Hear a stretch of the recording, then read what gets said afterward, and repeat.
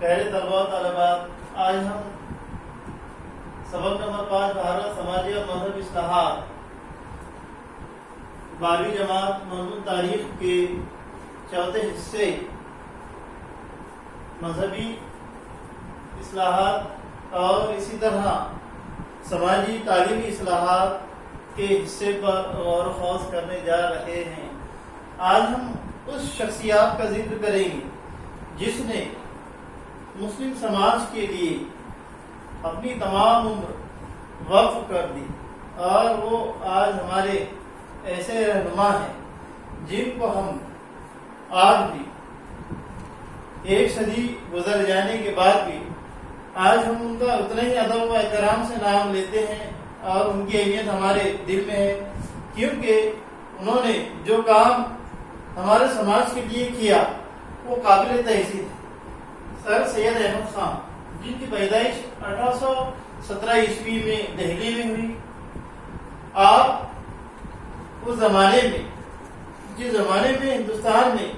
انگریزوں کی ظالم حکومت تھی، اور اس ظالم حکومت کو اتار پھینکنے کے لیے، یا یوں کہیے کہ آزادی کی جدوجہد کے لیے جو آزادی کی شورش ہوئی، یا 1857 عیسوی کی جو بغاوت ہوئی جس نے ہندوستان میں انگریزوں کو مسلمانوں کا دشمن بنا دیا، یا یوں کہیے کہ یہ وہ عہد تھا جس عہد میں انگریزی حکومت مسلمانوں کے ساتھ ساتھ ہندوستان میں بسنے والے دیگر ہمارے برادران وطن سبھی کے لیے ظالمانہ رویے کو اختیار کی ہوئی تھی۔ ایسے عہد میں، ایسے زمانے میں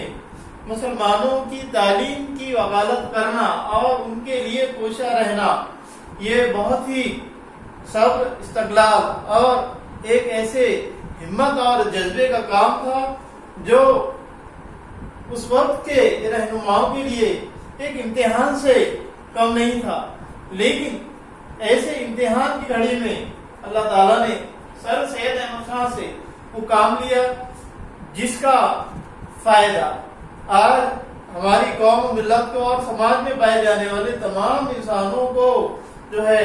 علی گڑھ مسلم یونیورسٹی کی شکل میں حاصل ہو رہا ہے۔ طلباء طالبات، آپ سبھی جانتے ہیں کہ علی گڑھ مسلم یونیورسٹی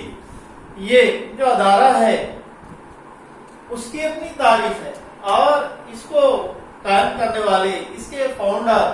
سر سید احمد خان، اس کے پیچھے جو تاریخ ہے، اس کے پیچھے جو بیک گراؤنڈ ہے، اس کو ہم کو دیکھنا ضروری ہے کہ اس زمانے میں جیسے میں آپ کو بتایا کہ انگریزوں کے دور حکومت میں سر سید احمد خان نے اپنی دور اندیشی اور اپنی تعلیمی قابلیت کی وجہ سے انگریزوں کا دل جیتا، انگریزوں کو یہ یقین دلایا کہ ہندوستانی عوام انگریزوں کے خلاف نہیں ہے۔ جو بغاوت ہوئی وہ اپنی جگہ تھی، لیکن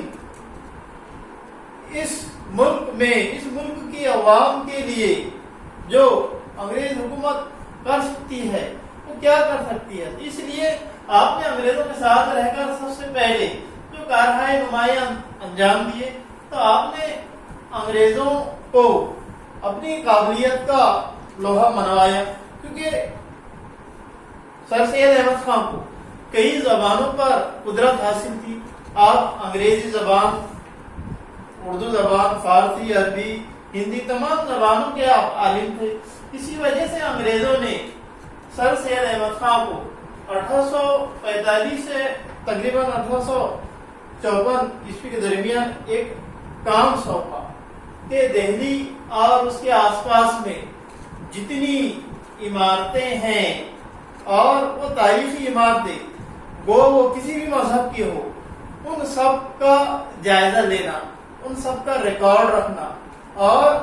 سر سید احمد خان نے انگریزوں کی ذمہ داری کو بخوبی نبھایا۔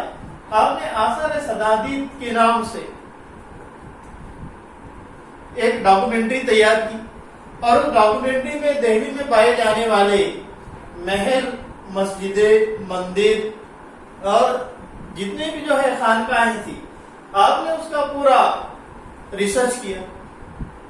پورے علاقے میں آپ جا کر گھومے اور آپ نے باقاعدہ جو ہے ایک کتابی شکل میں انگریزوں کو وہ ڈاکومنٹری دی. انگریزوں نے آپ کی اس عمل سے انگریز خوش ہوئے اور آپ نے جو ہے اپنے قریب کر لیا. اور اس طرح پھر انگریزوں کے قریب جانے کے بعد میں سر سید احمد خان نے 1864 عیسوی میں علی گڑھ میں ٹرانسلیشن سوسائٹی کی بنیاد رکھی. بعد میں اس کا نام سائنٹیفک سوسائٹی ہوا، جس کا مقصد دوسرے علم کی انگریزی کتابوں کا اردو میں ترجمہ کرنا تھا. جیسے پہلے میں نے آپ کو بتایا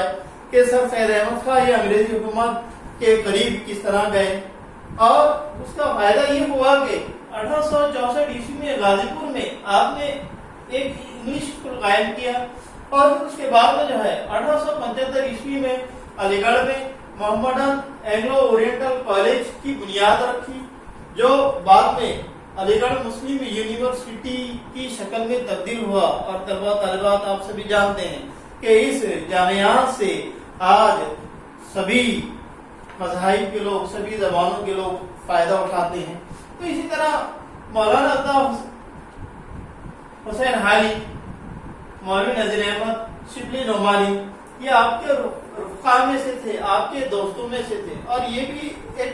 قابل شخصیات تھی. تو اس طرح سر سید احمد خان نے مسلم سماج کے لیے جو کارنامے نمایاں انجام دیے وہ ہمارے لیے قابل فخر ہے. تو اس طرح ہمارا یہ جو موضوع تھا وہ یہیں ختم ہوا. اب اس کے بعد کا موضوع ہم انشاءاللہ بعد میں دیکھیں گے. خدا حافظ.